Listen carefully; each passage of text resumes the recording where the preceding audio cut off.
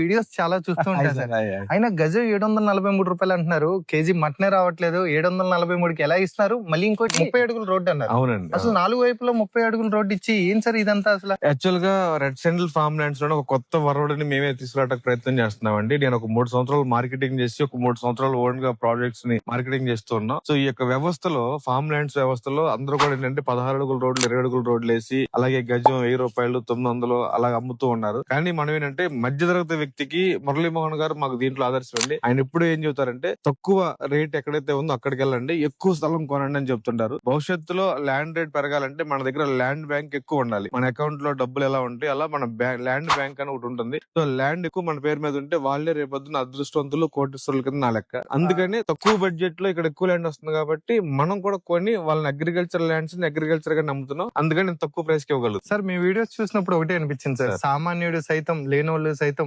ఎవరైనా ల్యాండ్ కొనుక్కోవచ్చు అని చెప్పి మీ వీడియోస్ చూస్తేనే అర్థమైంది. అవునండి, ఎందుకంటే అసలు మామూలు మన జనరేషన్ కి వచ్చేసరికి అసలు మనం ల్యాండ్ కొనాలి అనే ఆలోచనే మొత్తం మర్చిపోయాం సార్. ఎందుకంటే 100 గజాలు లేదా 150 గజాలు ఏదైనా ఒక డబుల్ బెడ్రూమ్ ఫ్లాట్ ఇలాంటివి పర్చేజ్ చేస్తే చాలు అనే ఆలోచన మనం ఆల్రెడీ వచ్చేసాం. కానీ మళ్ళీ దాన్ని తీసుకురావాలి. మన తాతలు మన నాన్నలు ఎలా అయితే ఎకరాల్లో కొన్నారో సెంట్లలో కొన్నారో మనం కూడా మళ్ళీ అలా ఎకరాల్లో సెంట్లలో కొనగలిగితేనే రేపొద్దున మన పిల్లలకి ల్యాండ్ అనేది ఉంటుంది. కాబట్టి గజం రేటు 743 రూపాయలు తీసుకురావడం జరిగింది. Okay sir.